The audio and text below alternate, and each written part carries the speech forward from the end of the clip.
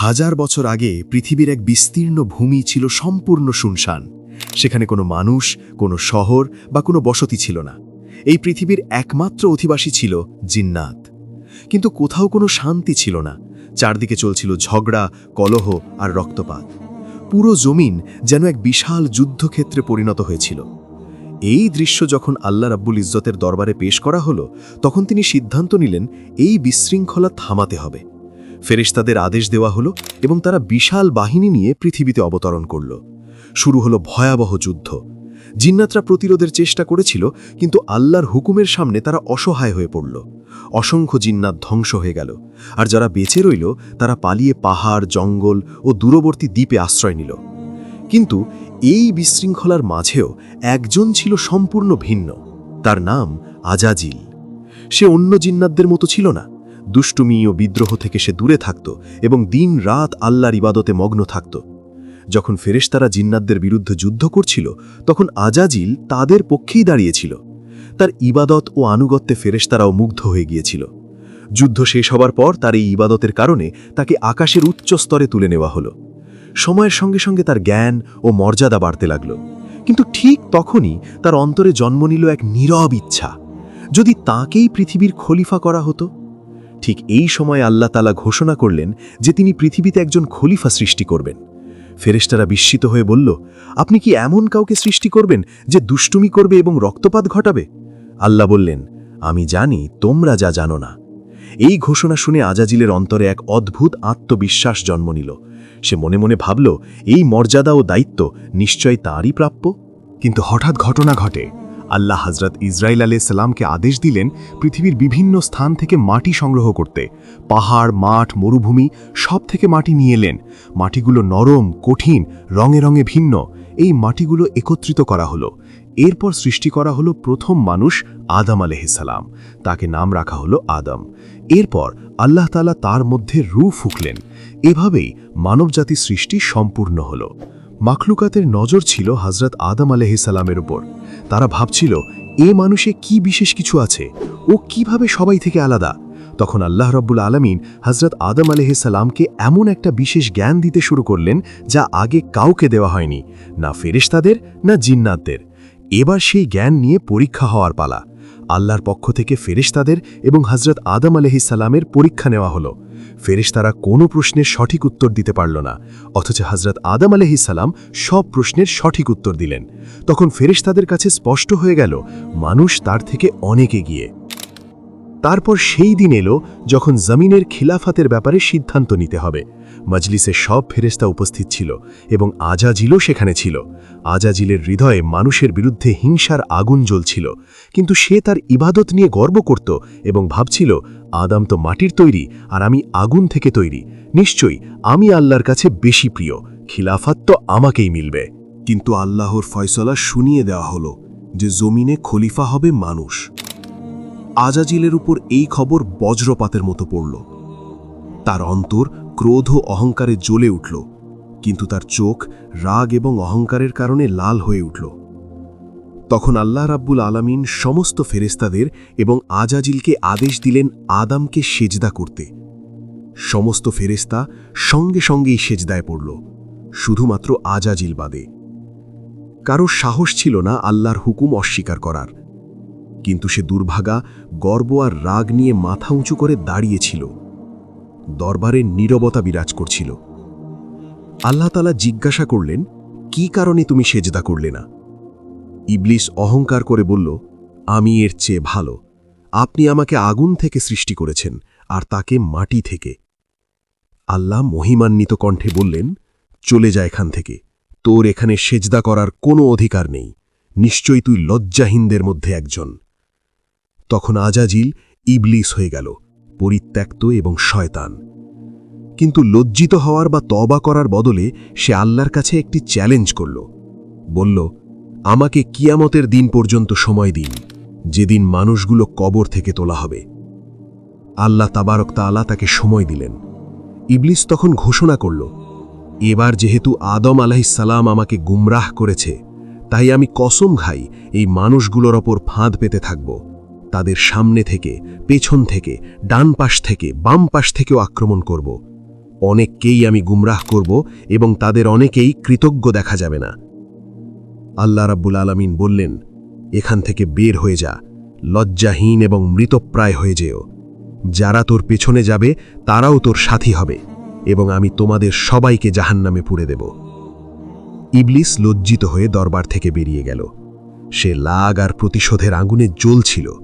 তার সবচেয়ে বেশি রাগ ছিল মানুষকে নিয়ে, যার জন্যই তাকে আল্লাহর মজলিস থেকে বের করে দেওয়া হয়েছিল। এখন হযরত আদম আলাইহিসসালামের আসল পরীক্ষার শুরু হচ্ছে। মানুষ এবং শয়তানের লড়াই শুরু হতে চলেছে। হযরত আদম আলাইহিসসালাম জান্নাতে থাকলেন। সেখানে সব রকমের নেয়ামত ছিল, তবু তিনি একা একা অনুভব করতেন। তাকে একাকিত্বের অনুভূতি হচ্ছিল। তাদের একাকিত্ব দূর করার জন্য আল্লাহ হযরত হাওয়া আলাইহিসসালামকে সৃষ্টি করলেন। তিনি ছিলেন হযরত আদমের সঙ্গী। এখন হযরত আদম এবং হযরত হাওয়া দুইজনই আনন্দে জান্নাতে অবস্থান করছিলেন। আল্লাহর ইরশাদ হল, হে আদম, তুমি ও তোমার স্ত্রী জান্নাতে থাকো, যেখানে ইচ্ছে খাও, পান করো, আনন্দে থেকো, কিন্তু একটা গাছের কাছে যেও না, না হলে তুমি জালিমদের মধ্যে পড়বে। জান্নাতে চারদিকে ছিল নৈকট্য, আরাম এবং শান্তি, কিন্তু শুধু একটি গাছ ছিল যার কাছে যাওয়া নিষিদ্ধ ছিল। শয়তান, যাকে আগে থেকেই জান্নাত থেকে বের করে দেওয়া হয়েছে, হিংসা আর ঈর্ষায় জ্বলে উঠল। সে চাইছিল হযরত আদম আর হাওয়াকে আল্লাহর নফরমানি করাতে, যেন তারা ওর মতো স্বর্গ থেকে বের হয়ে যায়। তাই সে চুপি চুপি এসে হযরত আদম আর হাওয়ার মনে সন্দেহ ঢুকাতে শুরু করল। শয়তান বলল, তোমাদের স্বর্গের সব গাছ থেকে খাওয়ার অনুমতি আছে, কিন্তু কখনো ভেবেছ না কেন এক গাছ থেকে তোমাদের বাধা দেওয়া হয়েছে? আসলে কি কারণ? তারপর সে মিথ্যে বলল, তোমাদের বাধা দেওয়া হয়েছে কারণ যদি তুমি ওই গাছের ফল খাও, তোমাদের চিরদিনের জীবন মিলবে, তোমরা ফেরেশতা হয়ে যাবে, তোমাদের কখনো মৃত্যু হবে না। গাছটি ফুটতে শুরু করল, একটি এমন গাছ যা সব সময় জীবনের পরিচয় দেয়। ইবলিস নরম, চালাক এবং মিথ্যে শপথের সঙ্গে বলল, আমি তোমাদের মঙ্গল চাই, আমার কথা শোনো, এই গাছের ফল খাও, দেখো তুমি কি অবস্থায় পৌঁছো। হযরত আদম আর হাওয়া কখনো মিথ্যে শোনেননি, আর কখনো আল্লাহর বাইরে কাউকে মিথ্যে শপথ করতে দেখেননি। তাই শেষমেশ তারা ধোঁকা খেয়ে সেই গাছের ফল খেয়ে ফেলল। ঠিক এই মুহূর্তটাই ছিল যা সব কিছু বদলে দিল। ফল খাওয়ার সঙ্গে সঙ্গেই জান্নাতে তাদের নুরানি লিবাস উধাও হয়ে গেল। তারা ভয়ে জান্নাতের পাতা দিয়ে নিজেদের ঢাকতে লাগল। তাদের ওপর একদম লজ্জার ছায়া নেমে এলো। আল্লাহ তাআলা হযরত আদমকে ডাকলেন, আমি কি তোমাদের এই দিক থেকে নিষেধ করিনি আর বলিনি যে শয়তান তোমাদের উভয়ের খোলা শত্রু? যখন তারা আল্লাহর ডাক শুনল, তখন ভয়ে কাঁপতে লাগল। হযরত আদম ও হযরত হাওয়া আলাইহিসসালাম অত্যন্ত দুঃখিত হল। তারা ভাবছিল তারা কি ভুল করল, কিভাবে শয়তানের ফাঁদে পড়ল এবং আল্লাহর কাছে কিভাবে ক্ষমা চাইবে। কিন্তু আল্লাহর করুণাময় জাতির প্রতি দয়া তাদের এই অবস্থায় নেমে এলো। আল্লাহ তাআলা নিজেই হযরত আদম ও হযরত হাওয়াকে একটি বিশেষ দোয়া শিখিয়ে দিলেন। রব্বানা জালামনা আনফুসানা ওয়া ইল্লাম তাগফির লানা ওয়া তারহামনা লানাকুনান্না মিনাল খাসিরিন। অর্থাৎ, হে আমাদের রব্বা, আমরা নিজেদের উপর জুলুম করেছি, যদি তুই আমাদের মাফ না করিস এবং আমাদের উপর রহম না করিস, আমরা নিশ্চয়ই ক্ষতির মধ্যে পড়ে যাব। হযরত আদম ও হযরত হাওয়া এই দোয়া করতে শুরু করলেন। আল্লাহ তাআলা তাদের তওবা কবুল করলেন এবং তওবার দরজা চিরকাল খুলে গেল। এরপর আল্লাহ তাআলা নির্দেশ দিলেন, এখন তোমরা সবাই মানুষ ও শয়তান হিসেবে পৃথিবীতে নামো। তোমরা একে অপরের শত্রু হবে। সেখানে তোমাদের নির্দিষ্ট সময় পর্যন্ত থাকতে হবে এবং সেখানেই জীবন কাটাতে হবে। হযরত আদম ও হযরত হাওয়া জান্নাত থেকে মাটির ওপর পাঠানো হলো। এখানেই তাদের এবং তাদের আগমনশীল বংশের পরীক্ষা শুরু হলো। এখানে সবকিছু আলাদা ছিল। তারা প্রথমবার ক্ষুধার অনুভূতি পেল, প্রথমবার চাষাবাদ করল, রুটি পুড়ালো আর তারপর পেট ভরে খাইল। হযরত ইবনু আব্বাস রাজিয়াল্লাহু তাআলা বলেছেন, মাটিতে নামার পর হযরত জিব্রাইল আলাইহিসসালাম হযরত আদম আলাইহিসসালামের কাছে এলেন। তার সঙ্গে ছিল গমের 7 দানা। হযরত আদম জিজ্ঞেস করলেন, এই জিব্রাইল, এটা কি জিনিস? হযরত জিব্রাইল আলাইহিসসালাম জবাব দিলেন, এটা সেই গাছের ফল যার কথা আপনাদের নিষেধ করা হয়েছিল, কিন্তু আপনি সেটা খেয়ে ফেলেছেন। এগুলো জমিতে বপন করো। হযরত আদম সেই বীজগুলো জমিতে বপন করলেন। বীজগুলো অনেক ভারী ও বড় ছিল, সাধারণ বীজের চেয়ে অনেক বেশি। কিছুদিন পর সেই বীজ থেকে গাছ উঠল। হজরত আদম ফসল কেটে বীজগুলো পরিষ্কার করলেন, তারপর সেগুলো গুঁড়ো করে ময়দা বানালেন এবং রুটি রাঁধলেন। এভাবেই হজরত আদম আলাইসাল্লাম মাটিতে পরিশ্রম করে খাবার তৈরি করার উপায় শিখলেন। একইভাবে হজরত আদম আলাইসাল্লামের প্রথম পোশাকও তৈরি হয়েছিল জিব্রাইল আলাইসাল্লামের সাহায্যে। সেটা ছিল ভেড়ার উন থেকে। প্রথমে উন কাটা হলো, তারপর চরখায় সুতো তৈরি করা হলো। হজরত আদম আলাইসাল্লাম নিজের জন্য একটি জুব্বা এবং হজরত হাওয়ার জন্য কামিজ ও ওড়না তৈরি করলেন। এভাবেই পৃথিবীতে মানবজাতির জীবন শুরু হলো। হজরত আদম আলাইসাল্লাম যখন পৃথিবীতে এলেন, তখন ইবলিসও তার চক্রান্ত শুরু করল। তার প্রথম আক্রমণ হল হজরত আদমের ছেলে কাবিলের ওপর। সে কাবিলের মনে ঈর্ষা জাগিয়ে দিল, এত বড় ঈর্ষা যে কাবিল নিজের ভাই হাবিলকে হত্যা করে ফেলল। এটি মানব ইতিহাসের প্রথম হত্যা এবং একটি অত্যন্ত বড় পাপের শুরু। ইবলিস জানত যে একটা গুনাহ আছে যা হত্যা থেকেও অনেক বেশি বিপজ্জনক। এমন একটা গুনাহ যার জন্য আল্লাহর কাছে কখনো ক্ষমা নেই, সেটা হলো শিরক। ইবলিসের আসল লক্ষ্য ছিল বেশি থেকে বেশি মানুষকে শিরকে ফ্যাসানো। অবশেষে সে সুযোগ পেয়ে গেল। এটি ছিল হজরত নূহ আলাইসাল্লামের আগে সময়ের কথা। সেই যুগে 5 জন খুব ভালো বৃদ্ধ ছিল। তাদের নাম ছিল ওয়াদ, সুয়া, ইয়াগুস, ইয়াউক ও নাসার। এই বৃদ্ধরা ইবাদতের জন্য মসজিদ বানিয়েছিল। তারা নিজেরাও সেখানে ইবাদত করত এবং লোকজনকেও আল্লাহর দিকে ডেকে আনার চেষ্টা করত। মানুষরাও তাদের খুব ভালোবাসত। সময় কেটে গেল। এক এক করে ওই 5 জন বুড়ো এই জগৎ থেকে চলে গেলেন। এখন সবাই অনেক কষ্ট পেতে লাগল। যখনই তারা জমায়েত হতো, বলতো এখন ইবাদতের সেই মজার নেই যা ওই বুড়োদের সঙ্গে থাকত।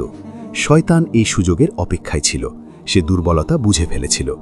রেওয়ায়েতে বলা হয়েছে, একদিন ঠিক তখনই যখন সবাই জমায়েত হয়েছিল, শয়তান এক বৃদ্ধ লোকের রূপ নিয়ে তাদের মজলিসে এলো এবং এক অদ্ভুত আইডিয়া দিল।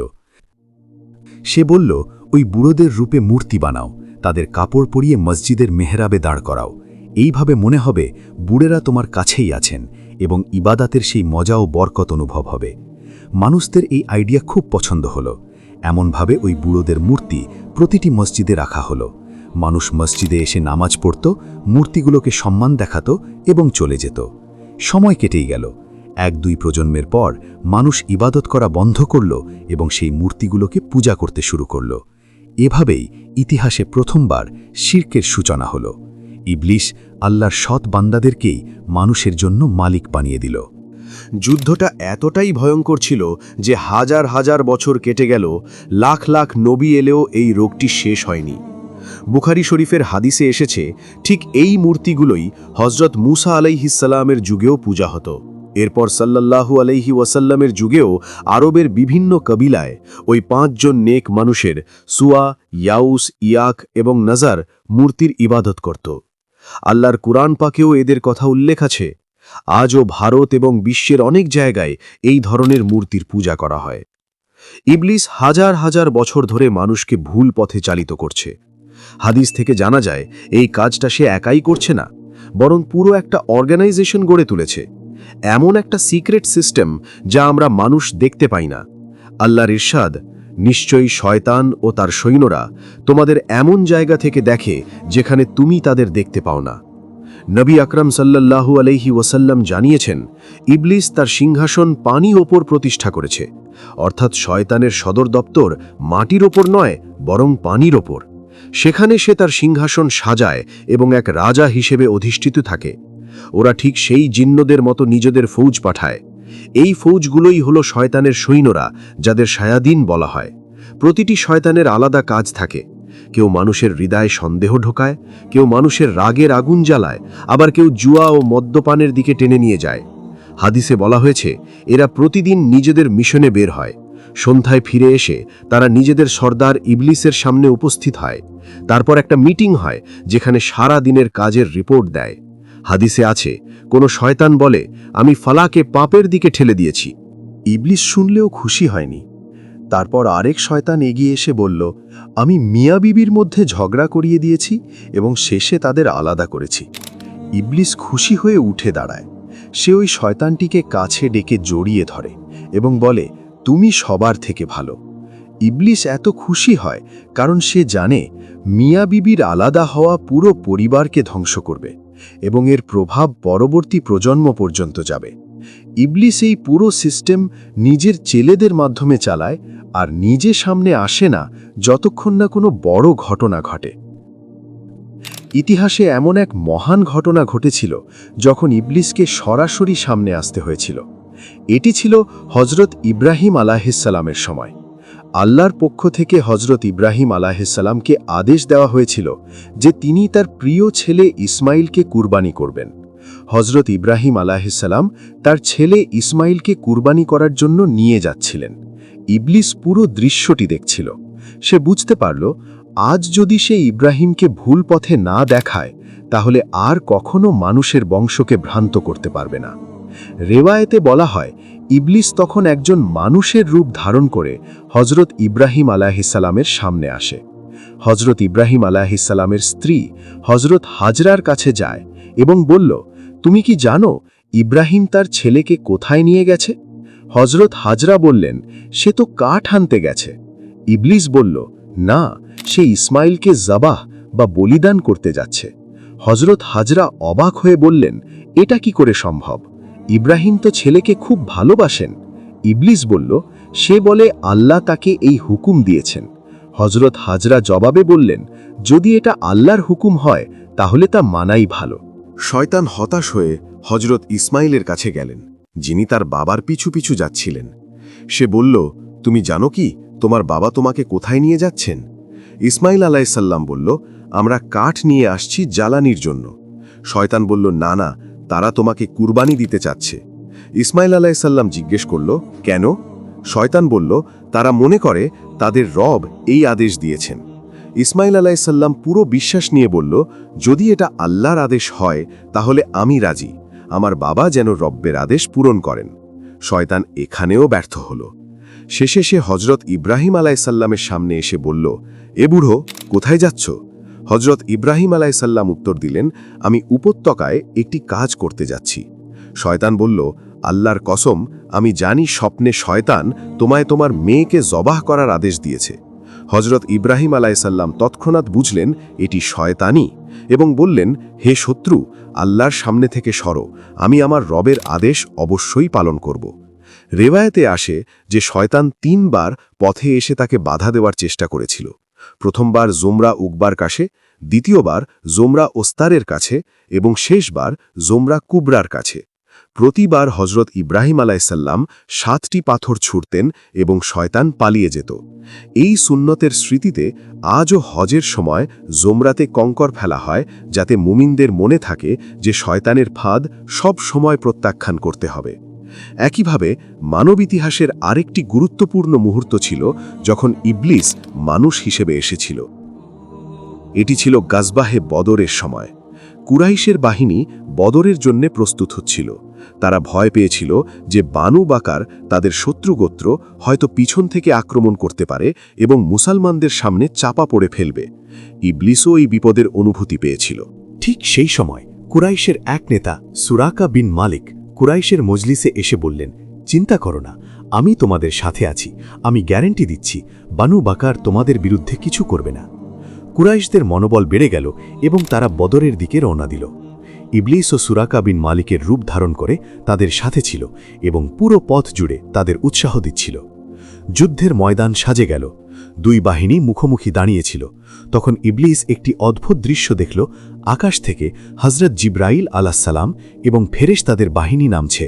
তাদের ভয়ঙ্কর রূপ এবং গৌরব দেখে ইবলিসের রং উড়ে গেল। সে সঙ্গে সঙ্গে নিজের সঙ্গীদের নিয়ে যুদ্ধক্ষেত্র থেকে পালাতে শুরু করল। আবু জাহাল অবাক হয়ে বলল, সুরাকা, এমন সময় বিশ্বাসঘাতকতা করে কোথায় যাচ্ছ? ইবলিস উত্তর দিল, আমি তোমাদের কোনো দায়িত্ব নিতে পারি না। আমি যা দেখছি তুমি তা দেখতে পারছ না। আমি আল্লাহর ভয় পাচ্ছি, আর আল্লাহর শাস্তি খুবই কঠোর। এরপর সে কাফেরদের একা ছেড়ে পালিয়ে গেল। বুখারী শরীফে শয়তানের আরেকটি খুবই মজার ঘটনা উল্লেখ আছে। হজরত আবু হুরায়রা রাদিয়াল্লাহু আনহু বলেন, রাসূলুল্লাহ সাল্লাল্লাহু আলাইহি ওয়াসাল্লাম আমাকে রমজানের যাকাতের নিরাপত্তার দায়িত্ব দিয়েছিলেন। রাত হয়ে গেলে একজন লোক এসে গলার কাছে হাত দিয়ে মুঠো মুঠো টাকা তুলতে লাগল। আমি সঙ্গে সঙ্গে তাকে ধরলাম এবং বললাম, আল্লাহর কসম, আমি তোমাকে রাসূলুল্লাহ সাল্লাল্লাহু আলাইহি ওয়াসাল্লামের কাছে নিয়ে যাব। সে বলল, আমি খুবই দরিদ্র, আমার সন্তান আছে, আমি খুবই দরকারি অবস্থায় আছি। হযরত আবু হুরায়রা বলেন, তার অনুরোধ শুনে আমার মন দয়ালু হয়ে গেল এবং আমি তাকে ছেড়ে দিলাম। সকালে নবী আকরাম সাল্লাল্লাহু আলাইহি ওয়াসাল্লাম এসে জিজ্ঞেস করলেন, হে আবু হুরায়রা, গত রাতে তোমার কায়েদি কি করেছিল? আমি বললাম, হে রাসূলুল্লাহ সাল্লাল্লাহু আলাইহি ওয়াসাল্লাম, সে নিজের গরিবী আর বাচ্চাদের অবস্থা শোনালো, তাই আমার দয়া হয়ে গেল এবং আমি তাকে ছেড়ে দিলাম। নবী করিম সাল্লাল্লাহু আলাইহি ওয়াসাল্লাম বললেন, সে তোমাকে মিথ্যা বলেছে, সে আবার আসবে। আমি দ্বিতীয় রাতে তার অপেক্ষা করলাম, সে আবার এলো আর কাঁদতে লাগলো। আমি তাকে সঙ্গে সঙ্গে ধরলাম এবং বললাম, এবার আমি তোমাকে অবশ্যই রাসূলুল্লাহ সাল্লাল্লাহু আলাইহি ওয়াসাল্লামের কাছে নিয়ে যাব। সে আবার বলল, আমি দরিদ্র, আমার বাচ্চাদের ভারী বোঝা, আমার উপর দয়া করো, এখন আর আসব না। আমি আবার দয়া দেখিয়ে তাকে ছেড়ে দিলাম। সকালে নবী করিম সাল্লাল্লাহু আলাইহি ওয়াসাল্লাম জিজ্ঞেস করলেন, আবু হুরায়রা, তোমার বন্দী কি করল? আমি বললাম, ও আবার সেই একই কথা বলল, আমার ওর প্রতি দয়া হয়ে গেল, তাই ছেড়ে দিলাম। নবী বললেন, ও মিথ্যাবাদী, তবুও এবার সে সত্যিই বলেছিল। হযরত আবু হুরায়রা বলেন, তুমি জানো 3 রাত ধরে আমার সঙ্গে কে ছিল? আমি বললাম, না। নবী বলেন, ওই শয়তান ছিল। হাদিসে এসেছে, কিয়ামতের দিনে যখন আল্লাহ সবাইকে এক জায়গায় জমা করবেন আর বিচার শুরু হবে, তখন চারদিকে ভয় ও দুশ্চিন্তা থাকবে। মুমিনরা বলবে, আমাদের হিসাব চলছে, এখন আমাদের জন্য কে সুপারিশ করবে? সুপারিশের জন্য প্রথমে যাবেন হযরত আদম আলাইহিস সালামের কাছে, তারপর হযরত নূহ আলাইহিস সালাম, হযরত ইব্রাহিম আলাইহিস সালাম, হযরত মূসা আলাইহিস সালাম এবং শেষ পর্যন্ত হযরত ঈসা আলাইহিস সালাম।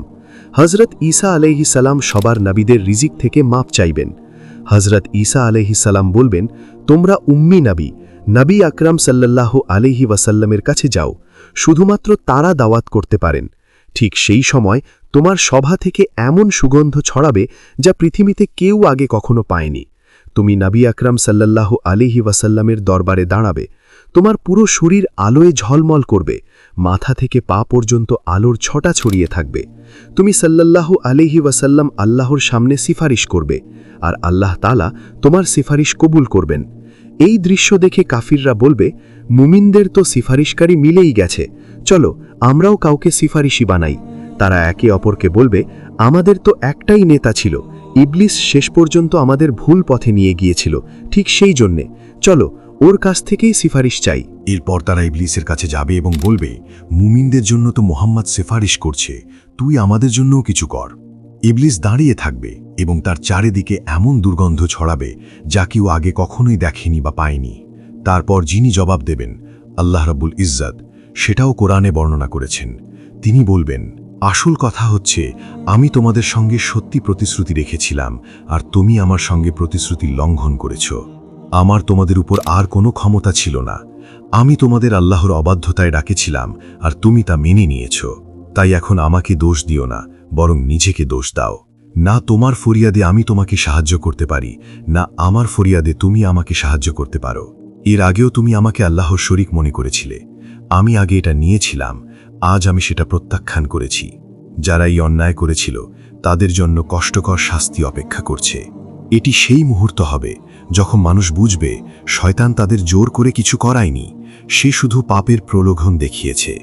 আসল সিদ্ধান্ত সবসময় মানুষের নিজেরই ছিল। এরপর শয়তান এবং তার অনুসারীরা সবাই জাহান্নামের দিকে যাবে। যদি এই গল্পটি আপনার হৃদয়কে স্পর্শ করে থাকে, যদি সত্য ও মিথ্যার এই অদৃশ্য যুদ্ধ সম্পর্কে আরও জানতে চান, তাহলে এখনই রুহর দৃষ্টি চ্যানেলটি সাবস্ক্রাইব করুন, কারণ এখানে আমরা তুলে ধরি সেই সব সত্য যা চোখে দেখা যায় না কিন্তু বাস্তব। বেল আইকনটি অন করে রাখুন, যাতে পরবর্তী প্রতিটি ভিডিও আপনার ঈমানকে আরও শক্তিশালী করে। শয়তানের ফাঁদ থেকে বাঁচতে সত্য জানাটা খুব জরুরি। আল্লাহ আমাদের রক্ষা করুন, আমিন।